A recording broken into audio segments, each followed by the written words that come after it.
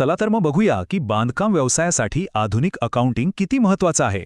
बऱ्याच बिल्डर्सना एकाच वेळी अनेक प्रोजेक्टचे पैसे सांभाळणं हे एक मोठं आव्हान वाटतं. यामुळेच आता जुन्या पद्धती सोडून स्मार्ट आर्थिक व्यवस्थापनाकडे वळणं गरजेचं झालं आहे. म्हणजे आता अंदाजे काम नाही, तर प्रत्येक गोष्टीची रिअल टाईम माहिती मिळवणं महत्त्वाचं आहे. सर्वात मोठं आव्हान प्रत्येक प्रोजेक्टमध्ये नक्की किती नफा होतोय हे वेळेवर कळणंच कठीण असतं. पण झोहो बुक्सच्या लाईव्ह डॅशबोर्डमुळे अकाउंटिंग फक्त हिशोब न राहता एक स्मार्ट टूल बनतं. एकाच वेळी एवढे व्यवहार होत असताना रोजच्या कॅश फ्लोवर लक्ष ठेवणं खूपच गरजेचं आहे. याचं सोपं उत्तर आहे ऑटोमेशन.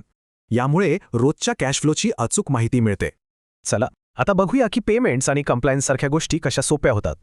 रिअल एस्टेटमध्ये जीएसटीचे नियम खूपच किचकट आहेत आणि त्यामुळे चुका होण्याची शक्यता जास्त असते.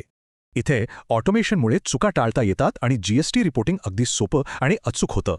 त्याचबरोबर कॉन्ट्रॅक्टर आणि वेंडर यांना वेळेवर पैसे देणं प्रोजेक्टसाठी खूप महत्त्वाचं असतं. एकाच ठिकाणी सर्व बिलं सांभाळल्यामुळे वाद टळतात आणि प्रोजेक्टचं काम वेळेवर पूर्ण होतं. ग्राहकांकडून कामाच्या टप्प्याप्रमाणे पैसे घेतल्यास कंपनीचा कॅश फ्लो चांगला राहतो. पण या सगळ्याची खरी गंमत तेव्हा येते जेव्हा ही सगळी सिस्टम एकत्र जोडली जाते. याची सुरुवात होते झोहो CRM पासून, जिथे ग्राहकांच्या बुकिंगची नोंद होते. तिथून सर्व माहिती थेट झोहो बुक्समध्ये येते, जे फायनान्सचं मुख्य केंद्र आहे. आणि मग ते बँकेच्या प्लॅटफॉर्मशी जोडलं जातं. झाली तयार एक संपूर्ण डिजिटल इकोसिस्टम. आणि यामुळेच हे सॉफ्टवेअर फक्त अकाउंटिंगपुरतं मर्यादित न राहता एक व्हर्च्युअल CFO बनतं. म्हणजे मोठ्या धोरणात्मक निर्णयांसाठी लागणारी सगळी माहिती एकाच डॅशबोर्डवर उपलब्ध होते.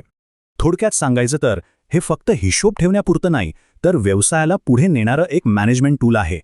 तर मग विचार करा, तुमचं अकाउंटिंग फक्त एक काम आहे की व्यवसायाची खरी ताकद.